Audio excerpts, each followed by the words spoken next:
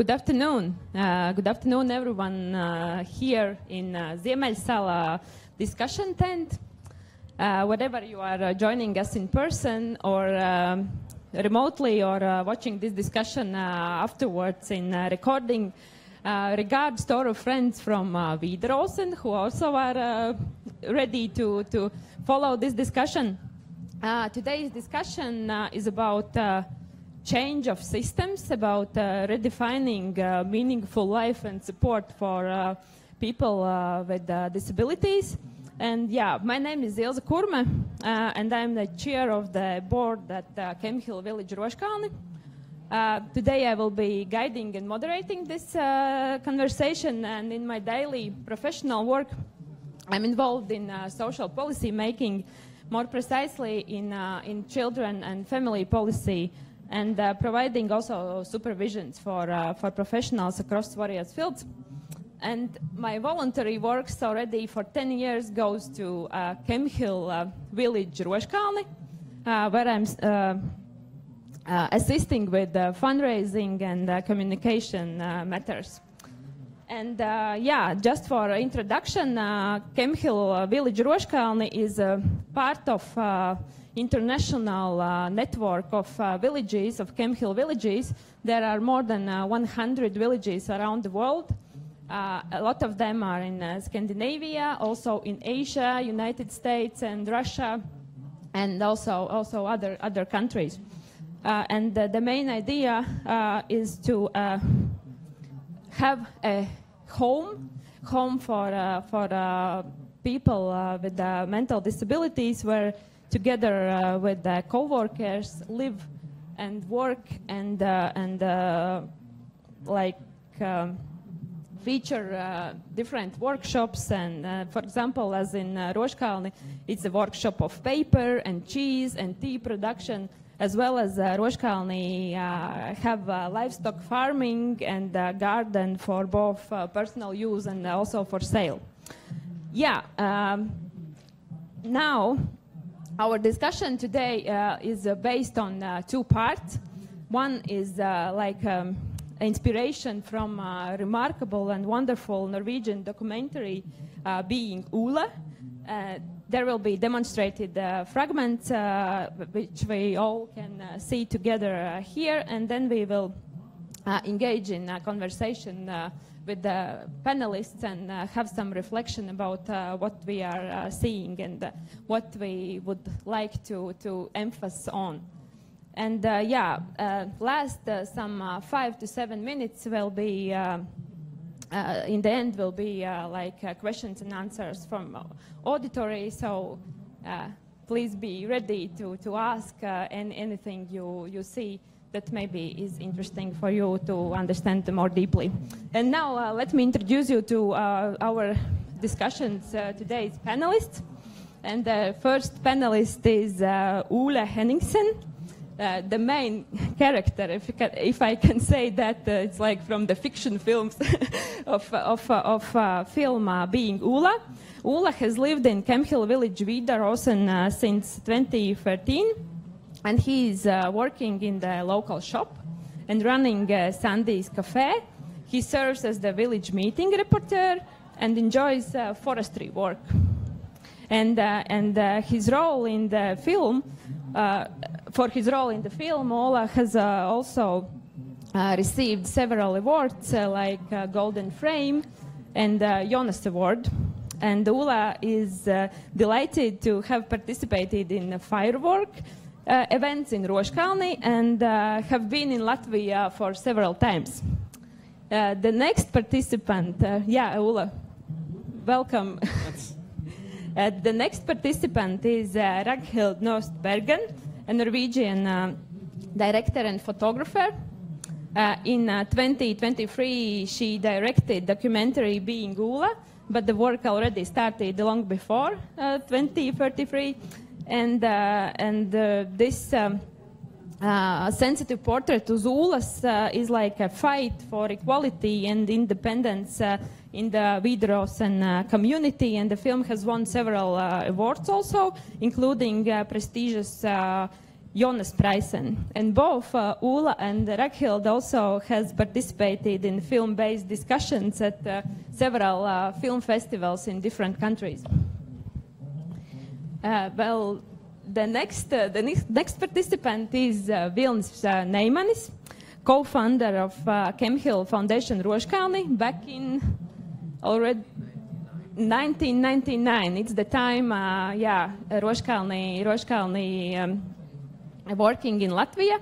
Currently, Vilnis is living in Vidros and in Norway, and he serves as vice chair of the Norwegian Kemhill Village Foundation board. And with over 30 years of experience in Kemhill villages in Latvia and Norway, Vilnis believes that listening is the key of social connection. And the last participant in this discussion is Jānis Roze, chair of the board at Kemhill Village Roškalni, a socially active leader in Latvia who promotes initiatives for people with special needs and for seniors. And for over 8 years, Jānis had led Roškalni and working towards inclusive society. So, and also our gratitude to our supporters, the Norwegian embassy in Latvia, which facilitated this translation process of the film, and we believe that in the fall we could also demonstrate it on the big screen and have some discussion series around Latvia. And also, of course, thank you to Nordic Council of Ministers in Latvia, which is an opportunity to discuss in this tent here today. So, as I mentioned, the last part will be questions and answers, and now we could dive into our discussion and start with the first fragment of the film. It could be seen here. So please all attention to the screen. Kom hen, og så sjekker vi bare lyden. Ja.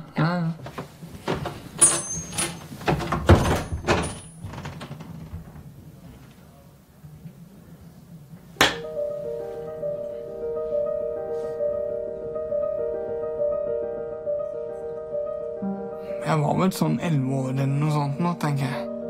Da var jeg inne i en maskin som skulle skanne hjernen for å se hva som var galt. Faktisk første gang jeg kan huske at pappa har holdt meg i hånda. Det var skremmende, husker jeg. Hva det som gjør deg annerledes enn andre da? Nei, det vel noe som på en måte har skjedd oppi hjernen min. Hvor jeg blei annerledes. Her deler vi alt. Sorger, gleder, fiaskoer. Man merker liksom ikke så ofte at man annerledes her.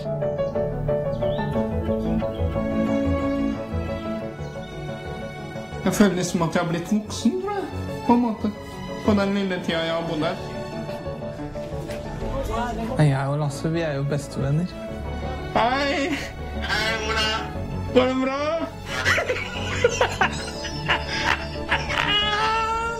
Jeg føler meg også så full av liv hver gang jeg snakker med han. Det var jo som en istapp rett i hjertet. Takk, Lasse. Når han sa at han skulle reise. Da begynner jeg å tenke på så ensom jeg må bli, liksom. Bli mer selvstendig, det noe jeg streber etter og noe jeg prøver å bli, men ta ting i små porsjoner. Hvis man har mislykkes en gang, så det på en måte ikke alt over. Alle trenger vel hjelp en gang iblant, liksom.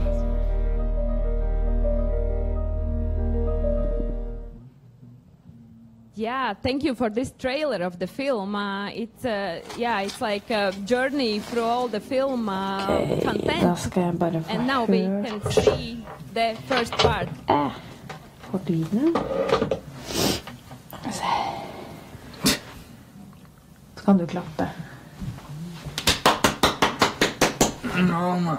Unnskyld.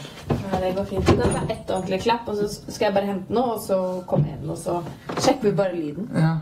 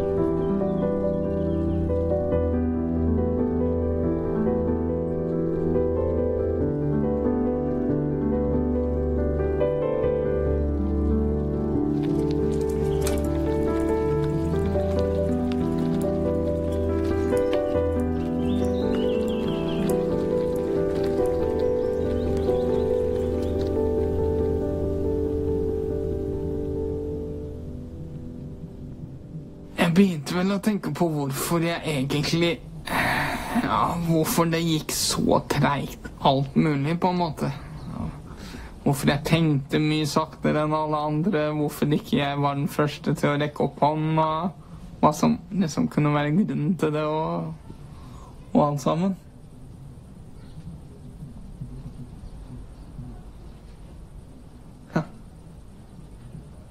Hvorfor jeg på en måte alltid var den tregeste i gymmen og... Hva det som gjør deg annerledes enn andre da? Nei, det vel noe som på en måte har skjedd oppi hjernen min, hvor jeg blei annerledes.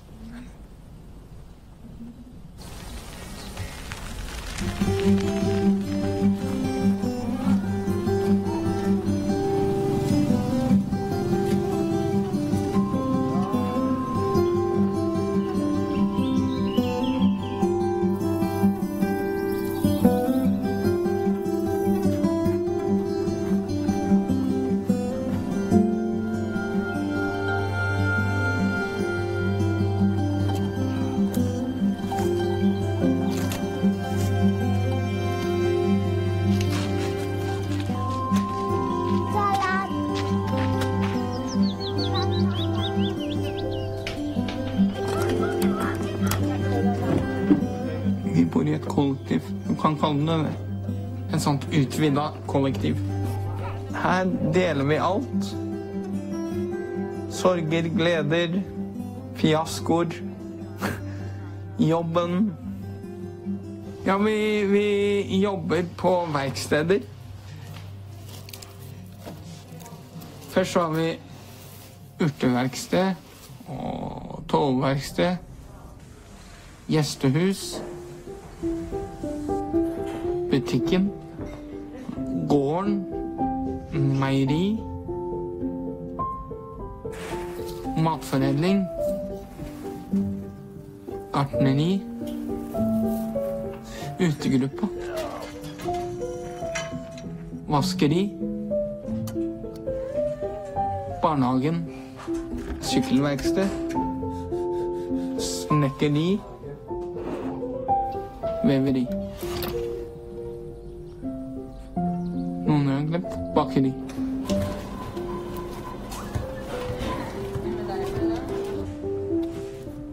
Og så det maleverkstedet.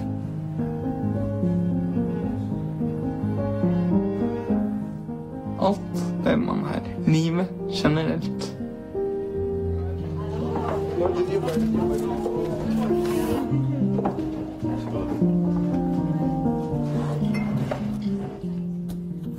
Man merker liksom ikke så ofte at man er annerledes her.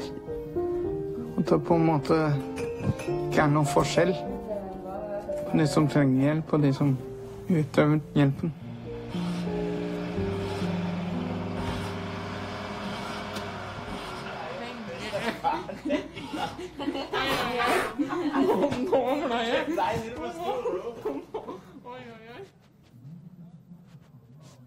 Yeah, thank you.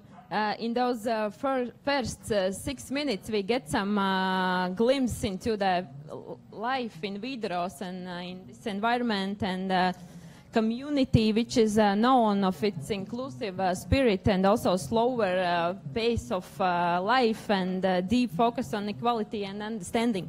And my first question here will be to Ula. Ula, how does it feel to see yourself portrayed on the screen? And what do you hope people take away from these first moments about who you are? It's a very interesting question. It's like me and Ragnhild, we just talked about it like a few minutes ago. And then in the beginning I was...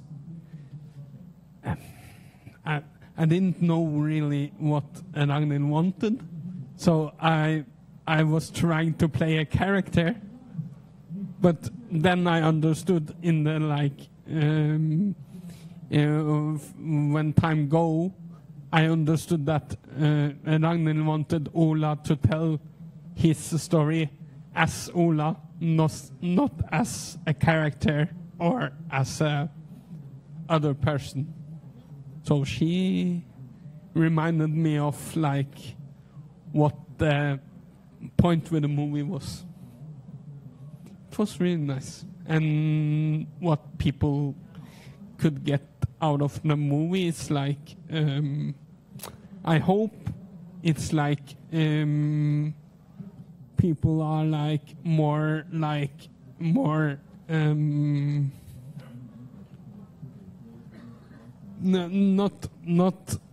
not as different as some maybe think, and in the bottom everyone is like people in the same world and in the same like under the same planet. Thank you very much. Yeah, and my next question to the record, this beginning of the film set the stage for themes like belonging and equality. What guided you, your choices, and how to introduce Ula and Vidros and community to the audience, and what message did you want to convey at the very first beginning and start of this? So the way this all started was when I was a film student. I made a short documentary from Vidarosen. It's 10 years ago, actually. So I made this short film, and Ola, you were one of the characters in that short film. And I felt like I have to go back and film some more from this place, because I was so fascinated about the way you live in Vidarosen. I didn't know that these places existed in Norway or outside of Norway as well. So I was really fascinated about the way you lived, and mostly I liked all the people. So then I went back, started filming again, and it took me 8 years to finish this film.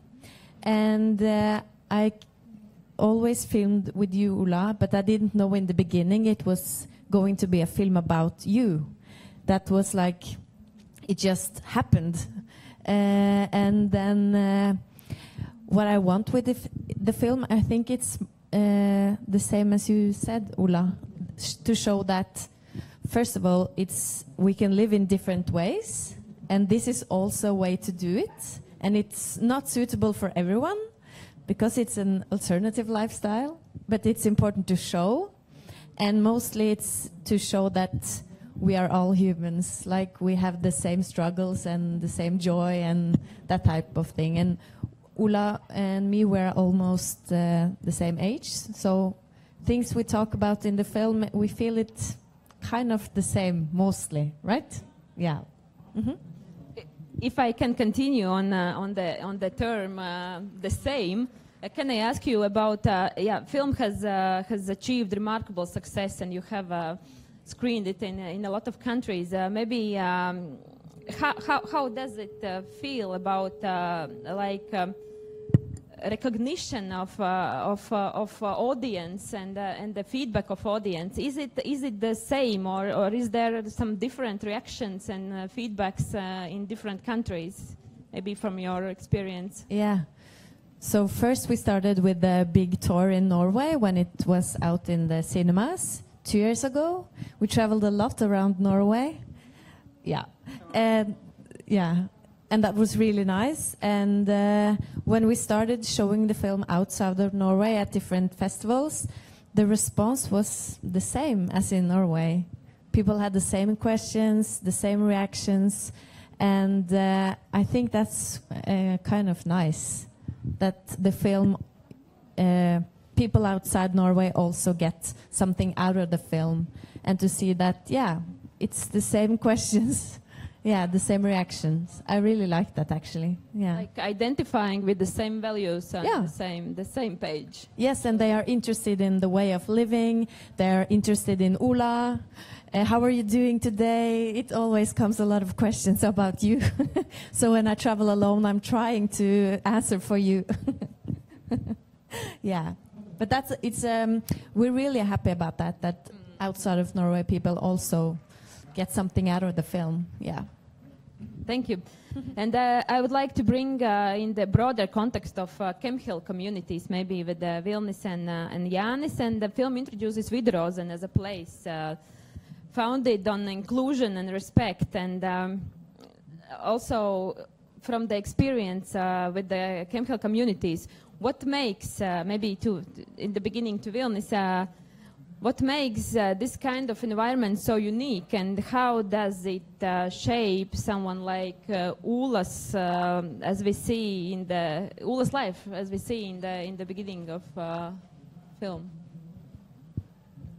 Yes, I think, first of all, I want to say that I was absolutely thrilled when I met Vidros back in 1994 for the first time, and I would never join Kemhill community if it was a community for care providing the social care or something like that.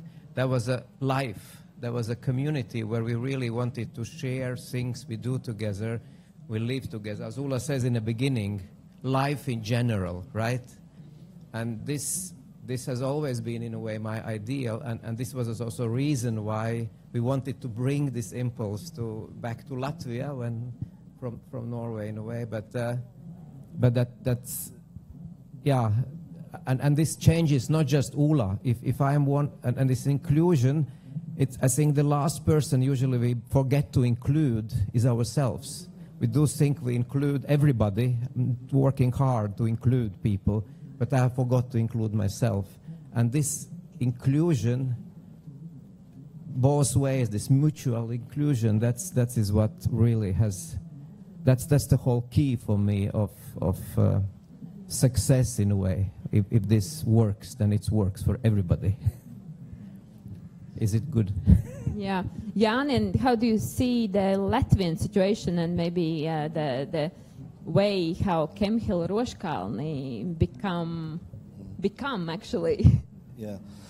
As Vilnis said, we really wanted to be not the caregivers, and our positions, we tried to be not the caregivers and clients, but the supporters.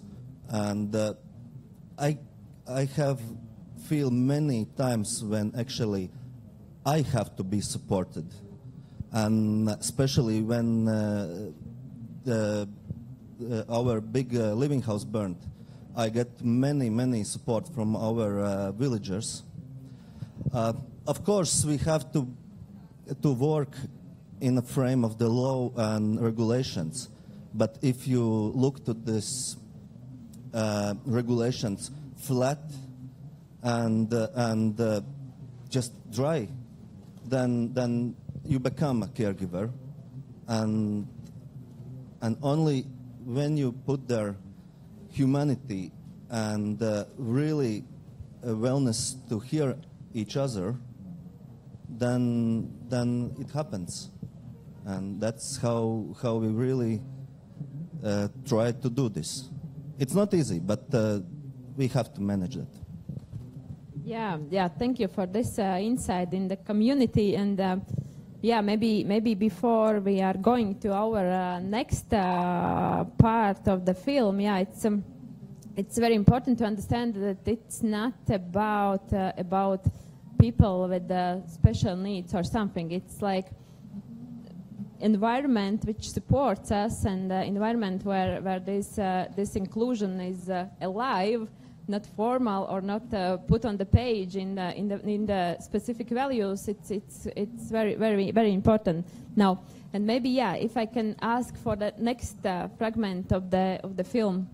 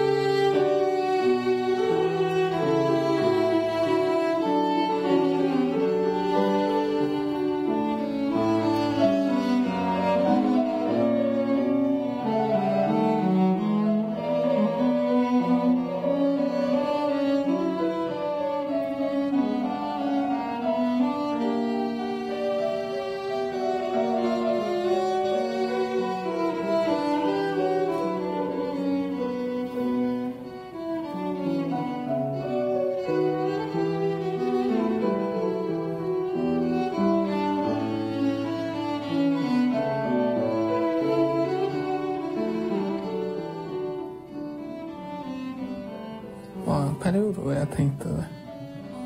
At jeg skulle ønske jeg ble en annen enn det jeg var.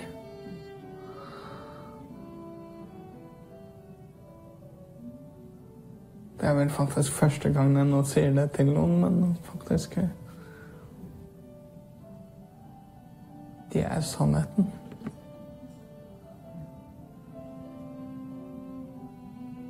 Men så ble jeg til meg, da. Og da må man bare gjøre det beste ut av det.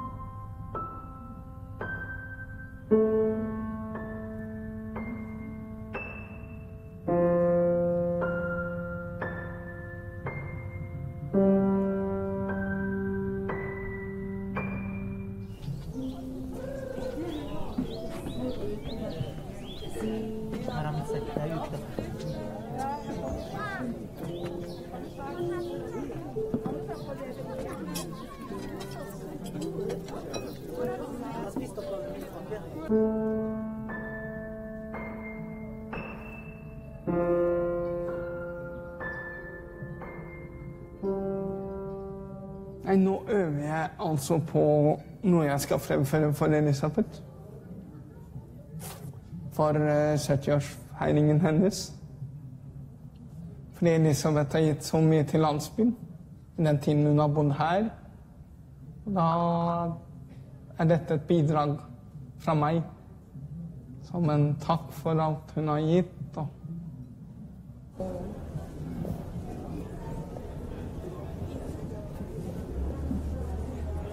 Gratulerer med dagen. Hjertelig takk, Ola.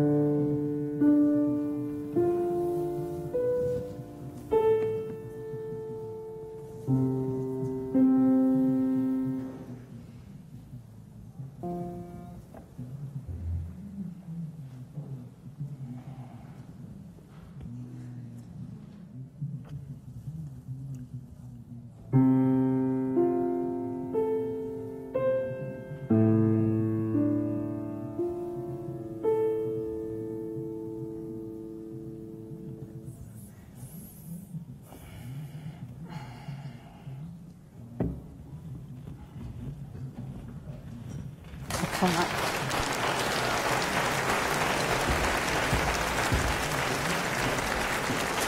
Det var så skuespiller. Skuespiller.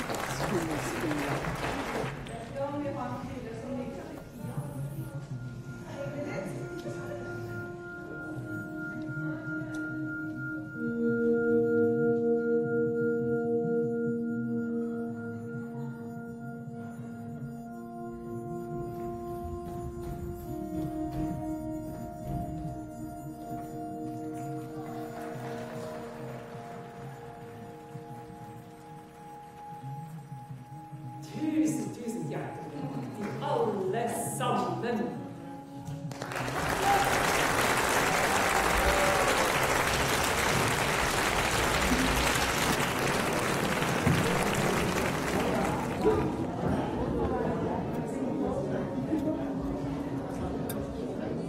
Har du lyst til å prøve det en gang til?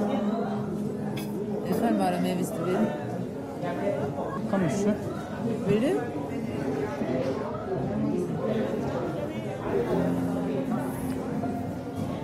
Ta den andre stemmen. Skal jeg?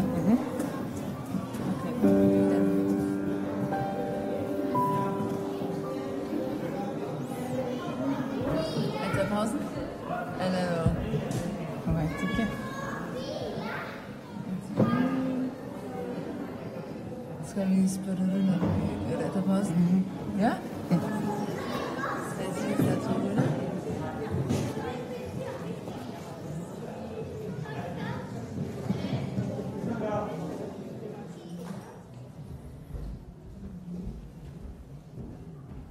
Da vil jeg gjerne prøve igjen, og denne gangen med Carla, som lærte meg dette lille stykket.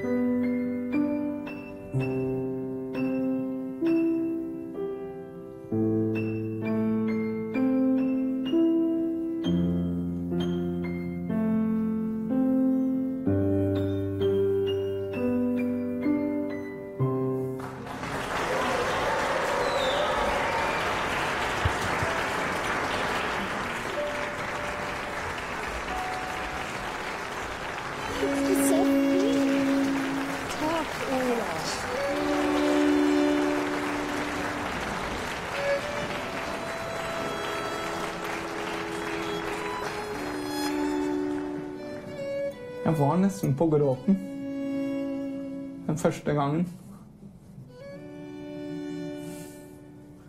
Når jeg måtte lukke igjen piano, så det var en fiasko. Da var det mørkt, altså. Guri malla. Var det bekmørkt? Fytterakker. Jeg ble skikkelig inspirert av at du gjorde det en gang til. Takk. Det er veldig mange, tror jeg, som ikke ville gjort det en gang til. Nei, jeg tror det kan ødelegge for veldig mange, da. Man kan kanskje ha feilet en gang, og ikke vil prøve igjen, på en måte. Hvis man har mislykkes en gang, så er på en måte ikke alt over. Man kan fortsatt gå på hesten igjen, og prøve igjen.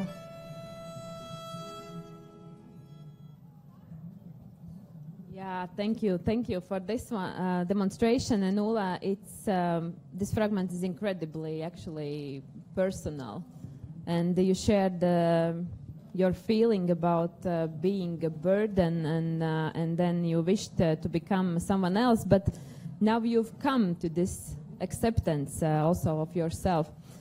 How did you reach this point of self-acceptance, and what did you mean? What did it mean to you to open up about these thoughts so honestly?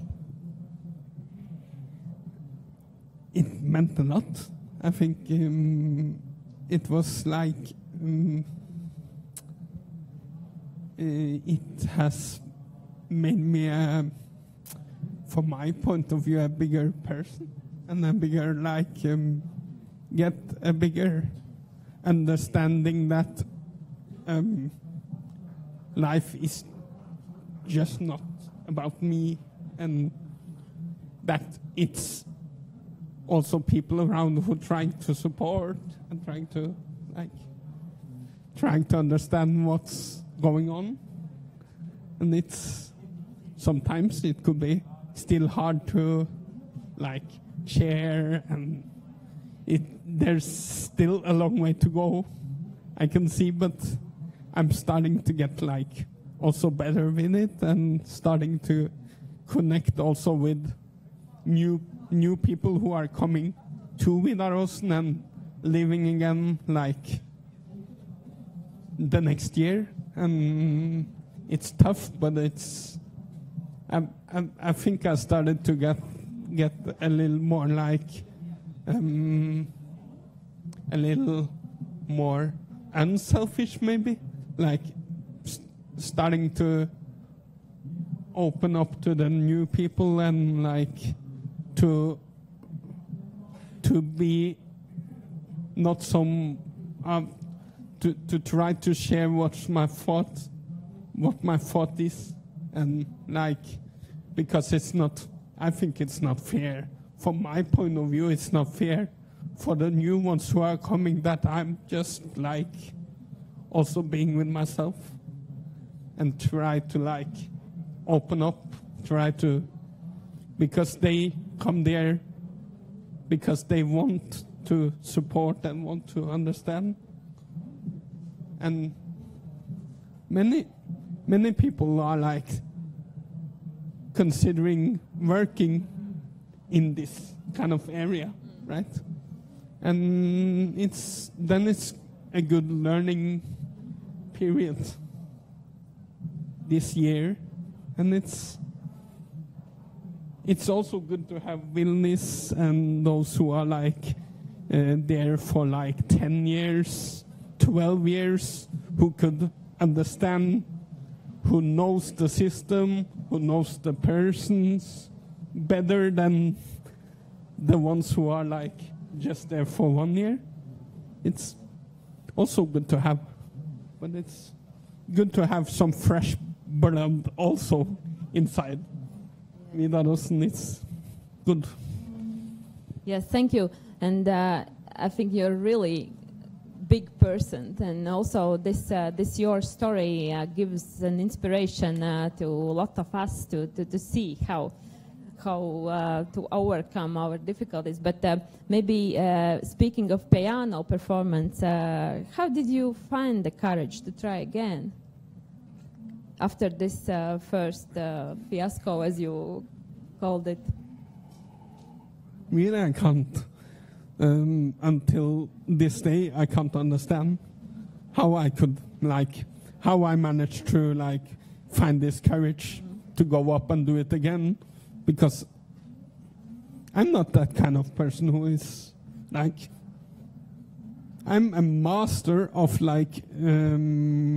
giving it one shot, and if it's not working, I'm not trying again until that day. And from that day on, I'm starting to developing this kind of way of thinking that it's not over. If it fails one time, it's not over. You could just continue trying and try to do the things you done wrong, do it better next time. Yeah, thank you. And it could be great if any of us could borrow this ability to act like this. And Raquel, how did you choose to portray these vulnerable moments, and what did you hope viewers would feel seeing all this transformation? Yeah, so this piano scene, when you make documentary, you kind of dream of things like this to happen. So I was in a selfish way really happy because I felt like I'm at the right spot at the right time, because this is actually a big moment in your life. And so I was filming the first session, and when the break was, I was filming something else, but I heard what you said, Ulla, because you had your microphone on and I had my headset. So I was filming over here, and then I heard something on this side, Carla coming and asking you want to try again? So when you went into the piano again, I was so excited. I'm like, oh, are you going to do it again? But you didn't seem quite sure yet. So when you did it again, I was really happy for you, because it's a big inspiration. And I also think that when you said, Carla said, I can join you if you want, and you said, yes, you can. That's also a big thing. I don't think I would have done that. And that's also something you can, when people ask you to help, then you can say yes to that. So, and when I've been traveling with the film, I've also shown it to a lot of students, and they often talk about this scene, that it means something to people. So, yeah. Yeah, as also we previously talked, also when we were watching a film in Roškan community, and then on the second day we also asked for the feedback of everyone was there.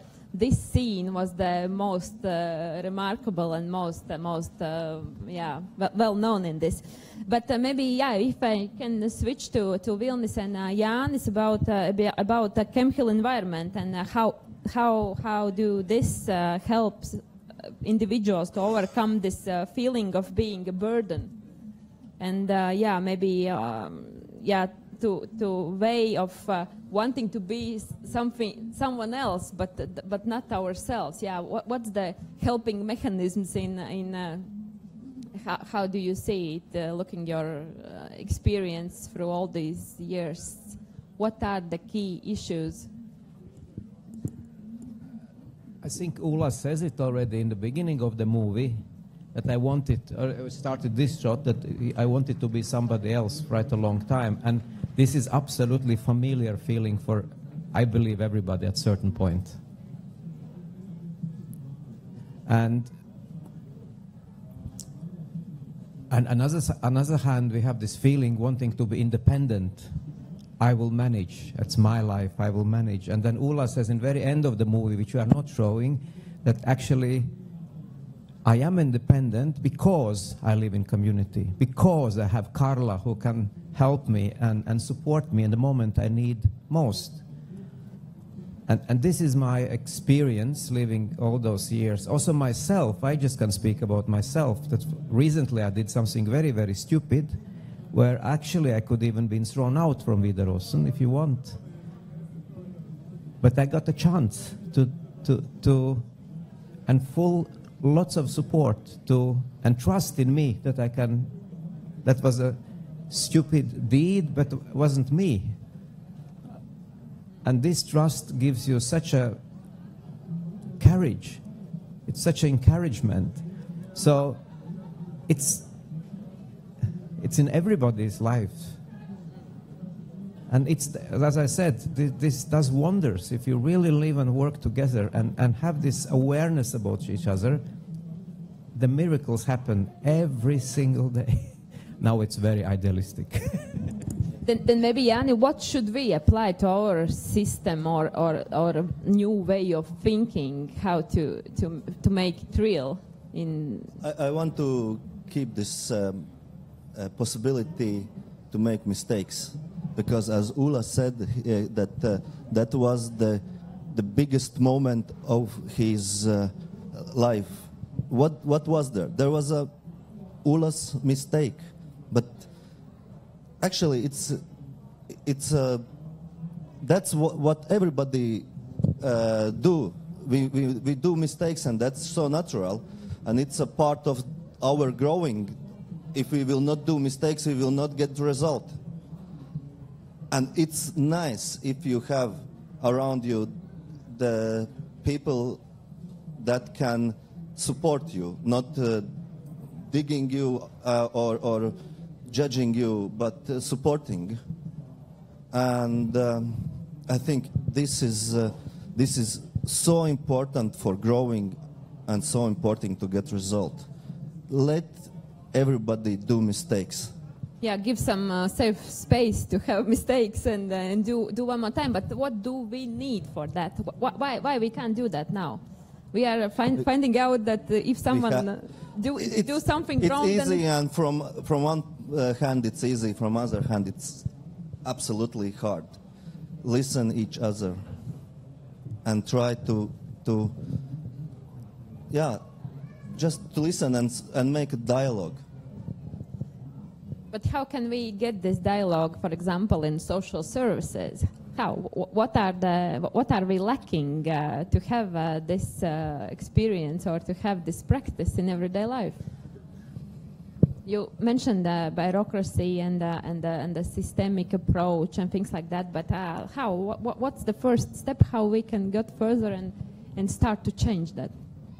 Or maybe Vilni, you can add something from your... Help me, Vilnis.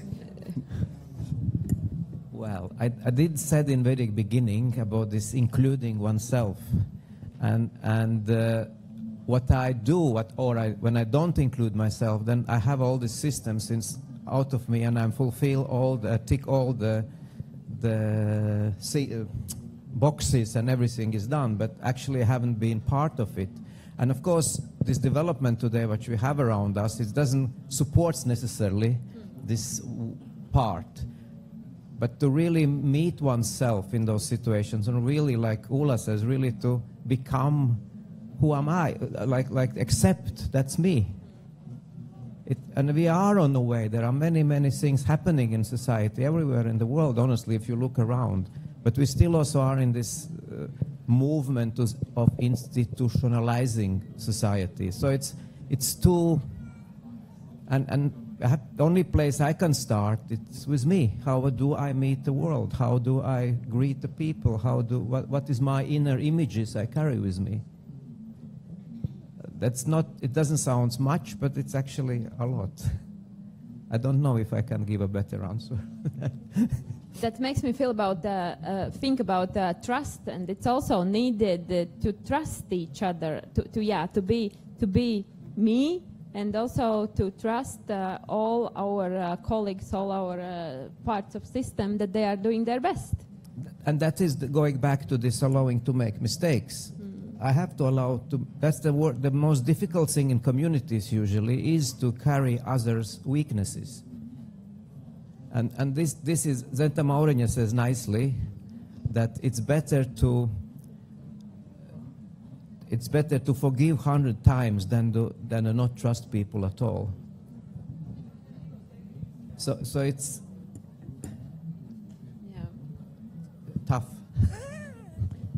Yeah, and maybe you have and to add, also understand what's really needs another person, because many times we think what the other person needs, but actually we not always asking what do you need.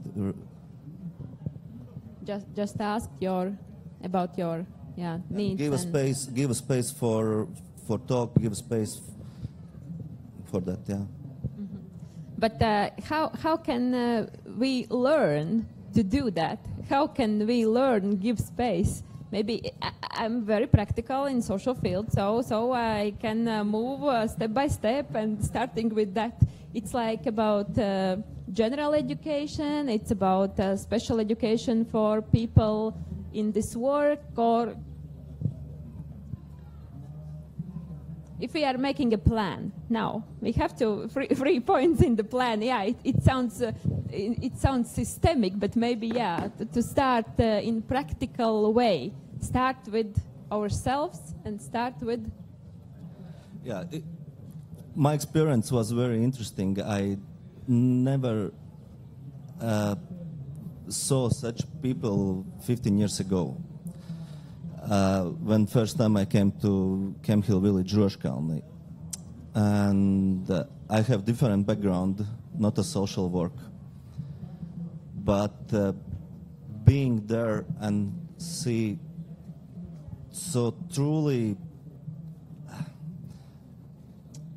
taste of the life or meaningful life. And of course there, as I said, you have to follow the regulations and laws, but you have to bring this humanity, and that's only way how it will not come to this institutionalization. Yeah, to bring the humanity in front of everything. Yeah, it's very good. And in villages, it's very easy to become, because every day you see our villagers in the work, during some nice events together, in free time, and then it's much easier to feel what actually need. Yeah, thank you. Maybe we have any question from audience now. Yeah, mēs pēc tam parasim. Yeah, there's no questions from audience. Okay, but then maybe we can make our as the time goes very fast. We could make our final remarks about everything we talked today, and also like a reflection maybe from the film and from insights. Yeah, maybe we can start with Nikhil. You are ready.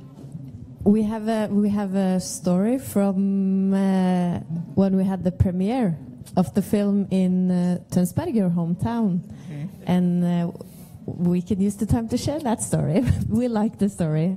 Okay, over to you. This is just a fantastic story. Tell us. It was like me and the ones who are like the leader of the biggest cinema in Tønsberg. We were we grown up like few houses from each other. So it was easy to get an indoor into like the biggest cinema in Tønsberg, and then it was like the biggest kino hall. In the cinema was fully crowded of people. 450 or I knew, but I didn't understood how could I know so much people, but it was always coming people I knew.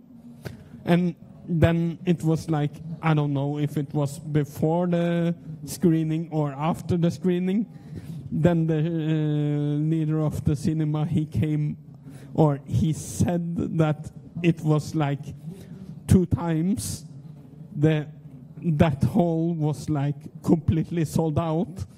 Only 2 times in history. It was, the first time was on 50 Shades of Grey, and the other time was on my movie. So that story we tell every time we get the chance. Every time we get the chance. Yep. Well, it's a wonderful story, and yeah, it's the as we talk, that means that discussions like this and films like this portraying this humanity, of course, it's very, very important. Maybe Vilni and Jāni, you have your wrap-up remarks. First thing what I learned from this movie, that every movie has incredible amount of premieres. I don't know how many I've been part of. But the main thing, I think the whole success and this touching thing of the movie is not because it's about a human being. And at the end of the day, we live always the same questions, same challenges. When sometimes use the word people with special needs. No, we all have the same needs. So the ways of satisfying them might be special, but the needs is we share them, all of us.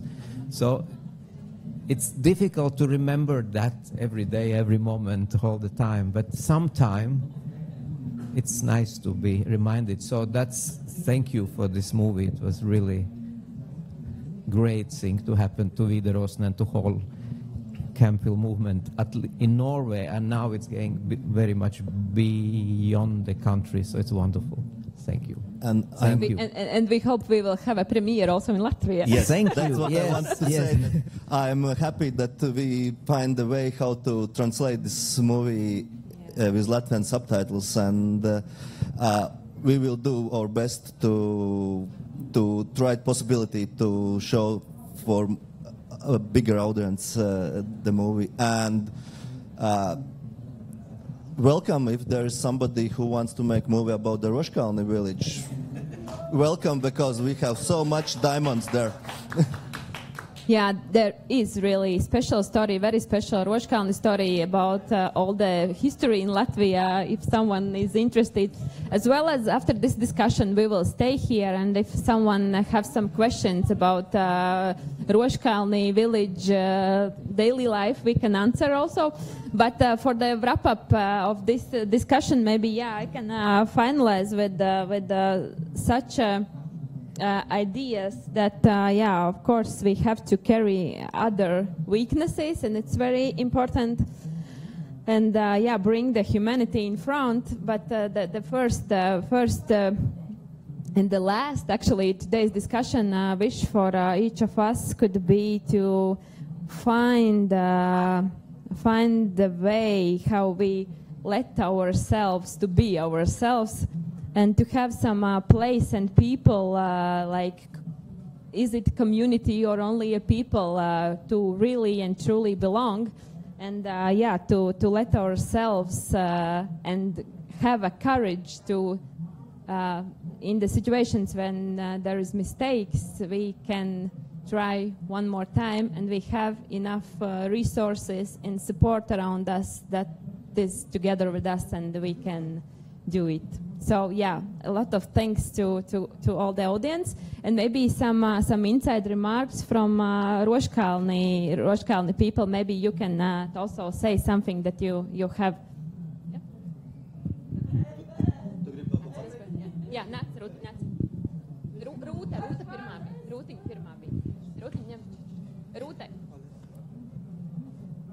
Man sauc Kaspars. Es dzīvoju gados. Es teika. Es biju tev vietā dzīvot. Kaspars is feeling very good, and he's really enjoying. Es biju teika. Es dzīvoju teika dzīvoju. Un huja es dzīvoju vienīgi gadu. Yeah, before Roškalni, lived in Rūja center, and now he is living in the Roškalni. Paldies, Kaspar. Paldies tev. Yep. Un Rūtai iedod mikrofonu. Paldies tev.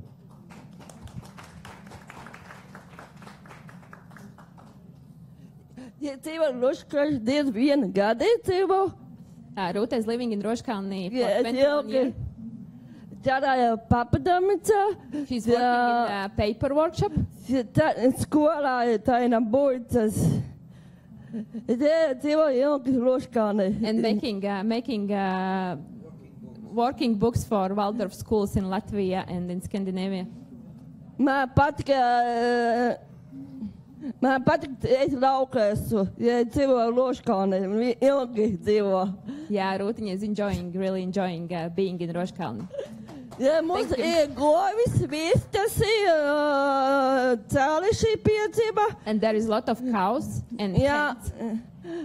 And also chickens. Jā, mums ir ēzes.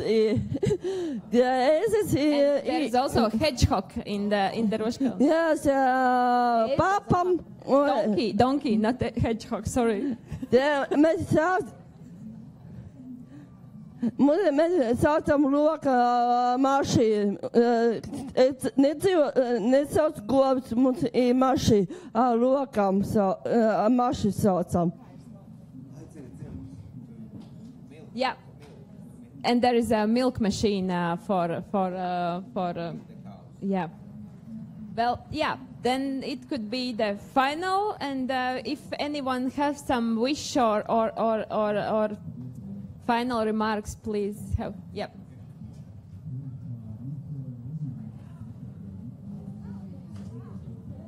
But it's really last one.